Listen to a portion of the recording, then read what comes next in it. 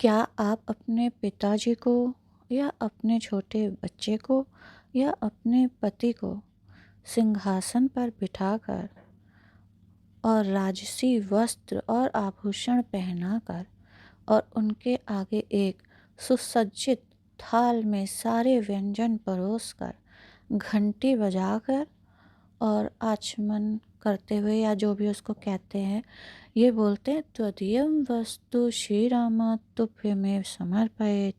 और फिर 2-4 मिनट या जितनी भी देर रख के फिर आप वो भोजन का थाल ले जाते हैं। ऐसे करते हैं क्या आप? तो फिर हम भगवान के साथ ऐसे क्यों करते हैं? अगर हमने भगवान को अपना पति माना या पिता माना या बच्चा माना, तो ऐसे तो वो कभी खुश नहीं होंगे। तो कहाँ ही माना, उनको तो बस जड़ माना या भगवान ही माना और अपना एक कर्तव्य से इतिश्री कर ले।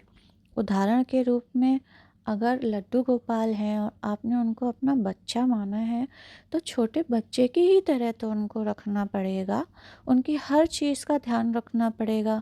वो खुद से दूध भी नहीं पी पाएंगे अगर आप भोग लगाओगे, ना खाना खा पाएंगे, आपको एक एक चम्मच दूध पिलाना पड़ेगा और ये महसूस करना पड़ेगा कि छोटा बच्चा मेरी गोद में है, मुलायम मुलायम बच्चा, और मैं उसके होठों में चम्मच से दूध पिला रही हूँ और उसके हो बाहर भी दूध लग गया या लस्सी लग गई, कुछ भी जो भी हम लोग खिला पिला रहे हैं, या फिर उनके मुख के थ्रू अब वो उनके अंदर जा रहा है और उनको शीतलता प्रदान कर रहा है और उनका पेटू भर रहा है।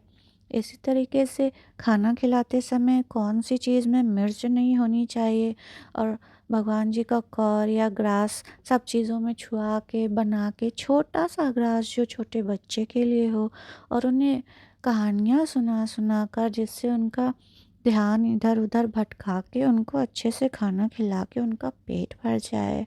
और दूध पिलाने के बाद उन्हें कंधे पे ले जाके थपकी लगा के डकार दिलवानी होती है। नहलाते समय भी बहुत प्यार से उनको नहलाना है, प्यारे प्यारे वस्त्र पहनाने हैं, उनसे बातें करनी है, उनको पुचकारना है, थपथपा के नीनी करानी है। ऐसे तब कहीं जाकर भगवान जी से नाता बनता है, और इसी तरीके से जो नाता माना हो उसे ऐसे निभाना होता है। ये थोड़ी ना रूखे सूखे करके निकल गए। भगवान जी सिर्फ प्रेम की आँच से पिघलते हैं, तो जो रिश्ता हो उसमें प्रेम की आँच तो दिखानी ही पड़ेगी ना। ये समझ लीजिए कि जितना भाव आप डालते जाएंगे उतना ही भगवान भी जागृत होते चले जाएंगे।